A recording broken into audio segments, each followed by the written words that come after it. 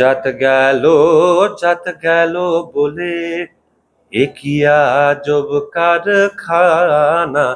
যাত গেল বলে আজব কারখানায় আমাকে একজন রকস্টারের চরিত্র দেখা যাবে, হ্যাঁ ঠিক। আবার পুরোটা ঠিকও নয়। অধিকাংশ আমার সহ অভিনেতারা এই ছবির, তারা কিন্তু কেউ অভিনেতা নন। সব থেকে অ্যাবস্ট্রাক্ট আর্ট ফর্ম, বিকজ সঙ্গীতকে ধরা যায় না। কলকাতার ছেড়ে যদি অন্য কোনো শহরে থাকতে ভালো লাগার কারণ থাকে, সেটা ঢাকাই হবে। সেটা আমার যে জন্মদিনের দিন ঢাকা আসা হবে, এটা আমার প্রথমে ঠিক ছিল না। কিন্তু আম, যে মূলত যে কারণে আমার এইবারে ঢাকা আগমন, সেই কারণটা জন্যে আমার শিডিউল আজকের দিনটা ছাড়া আর কিছু পারমিট করছিল না। সেই কারণে সিদ্ধান্ত নিয়ে যে 27 তারিখই যাব, এবং তাতে 27 তারিখ জন্মদিনের দিন কলকাতার ছেড়ে যদি অন্য কোনো শহরে থাকতে ভালো লাগার কারণ থাকে, সেটা ঢাকাই হবে। সেটা তার কারণ, এটা এই শহরের সঙ্গে আমার নারীর বা আত্মিক যোগাযোগ। তো খুবই ভালো লাগছে ইনফ্যাক্ট জন্মদিনের দিন ঢাকা আসতে পেরে।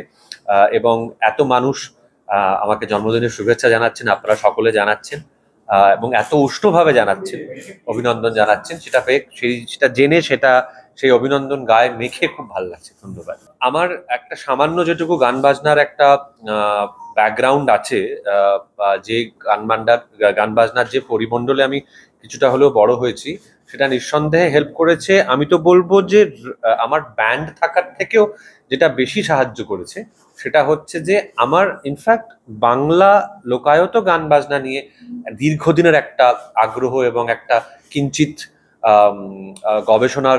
গবেষণাও আছে আর কি, বা একটা তাগিদ চিরকালই ছিল এটাকে জানার। বিভিন্ন লোকায়ত গান বাজনার যে ফর্মগুলো আমাদের দুই বাংলা মিলিয়ে যেগুলি আছে, সেগুলি সম্বন্ধে সম্যক ধারণা তৈরি করার একটা চেষ্টা বা তাগিদ আমার চিরকালই ছিল। আমি একটা সময় দোহার বা কালিকা প্রসাদ ভট্টাচার্যকে এখানে অনেকেই বা সকলেই হয়তো চেনেন।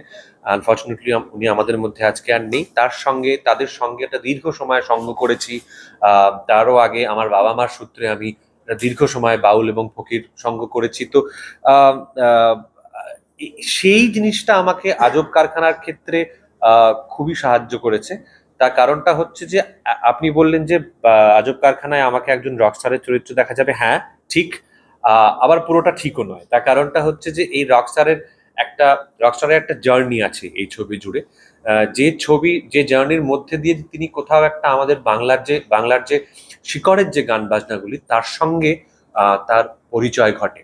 তো একদিকে যেরকম আমার ব্যান্ড থাকা বা রক মিউজিকের সঙ্গে আমার সহবাস কিছুটা সময় সেটা যেরকম সাহায্য করেছে, তেমনি আবার এই বাংলা লোকায়ত গান নিয়ে আমার যে চিরকালীন আগ্রহ বা তাগিদ সেগুলিকে জানার, সেটা আবার পরবর্তীতে গিয়ে সাহায্য করেছে। যে দুইয়ের সংমিশ্রণটা আমার মনে হয় সেটা জেনেই হয়তো শবনম কোথাও আমাকে কাস্ট করেছিলেন ছবিটাতে। দেখুন, মিউজিক্যাল ফিল্ম আলাদা করে না একটু বলা মুশকিল, বিকজ মিউজিক্যাল ফিল্ম আমাদের বাণিজ্যিক ছবিতে তো গান থাকে, মানে প্রবল গান থাকে, মানে প্রচুর গান থাকে, এবং সেগুলি খুব জনপ্রিয় হয়। সো সেগুলিকে আপনি মিউজিক্যাল ফিল্ম বলবেন না কোন যুক্তিতে, সেটাও তো ভাবতে হবে। হ্যাঁ, এই কথাটা ঠিক যে আজব কারখানাতে যে ধরনের গান বাজনা নিয়ে আমরা যে অন্বেষণটা করার চেষ্টা করেছি, সেইটা হয়তো হট করে 5টা ছবিতে থাকে না। এখন গুরুত্বপূর্ণ তো নিঃসন্দেহে, কেননা এটা তো আমাদের যে গান বাজনাগুলো নিয়ে চর্চা আজব কারখানায় আমরা দেখব, সেই ফর্মগুলো, সেই আঙ্গিকগুলো, লোকায়ত গানের সেই আঙ্গিকগুলোই হচ্ছে আমাদের, সেগুলোই আমাদের তৈরি করে আর কি। আমরা যে মানুষ, বাঙালি হিসেবে যে আমরা যে মানুষ, যে ব্যক্তিবিশেষ, আমরা ব্যক্তিবিশেষ তো কেউ আচমকা একদিন জন্মাই না একটা পৃথিবীতে, উদ্ভিদে মানে হঠাৎ করে তো একদিন তার পেছনে তো তার একটা লেগাসি থাকে, একটা ইতিহাস থাকে, আমাদের সমাজের একটা এভলিউশন থাকে। তো সেই সবটার থেকেই কিন্তু আমরা জন্মাই।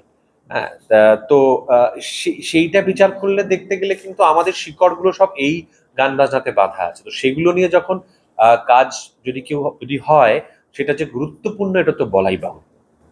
এবং এর আগে আপনি বিভিন্ন চরিত্রে অভিনয় করেছেন, এই চরিত্রটায় অভিনয় করতে যে সবচেয়ে কোন ব্যাপারটাকে বেশি চ্যালেঞ্জ মনে হচ্ছে আপনার কাছে?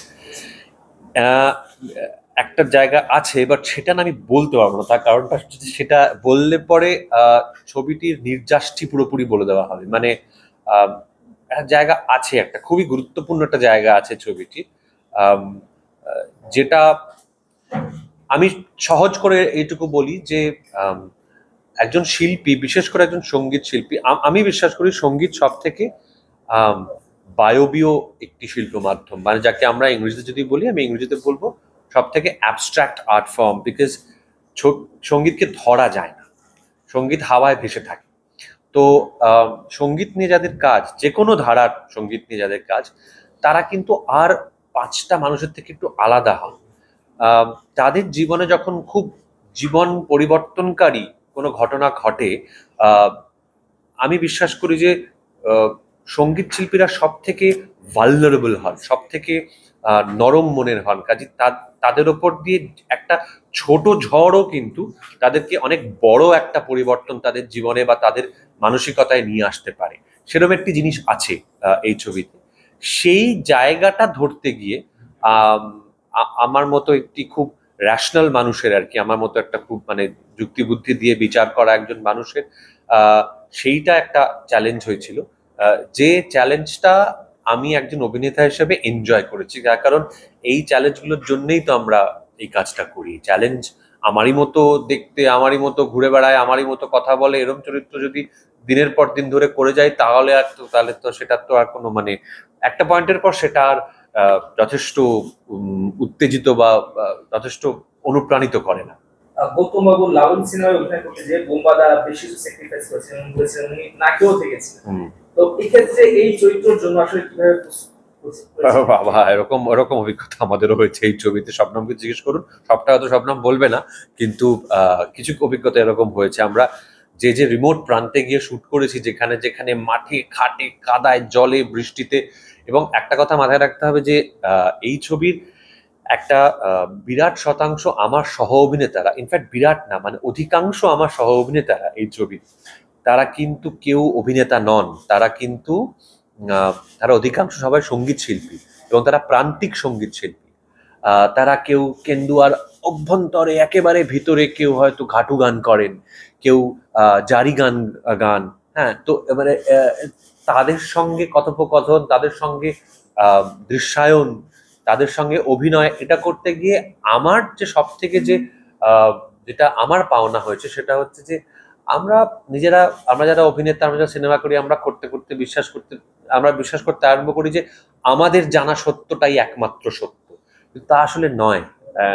সাধারণ মানুষ যারা এই প্রান্তিক শিল্পীগুলি, তাদের সঙ্গে কথোপকথন, তাদের সঙ্গে সময় কাটানো, এটা করতে গিয়ে তাদের দৃষ্টিভঙ্গিটা, তাদের জীবনযাপনটা ভীষণভাবে নতুন একটা দিক খুলে দিয়েছে আমার কাছে, বলা যেতে পারে। তো সেই জন্য বলবো যে এটা খুব বিশেষ একটি অভিজ্ঞতা এই ছবিটি শুট করা আমার জন্য। একজন সাংবাদিক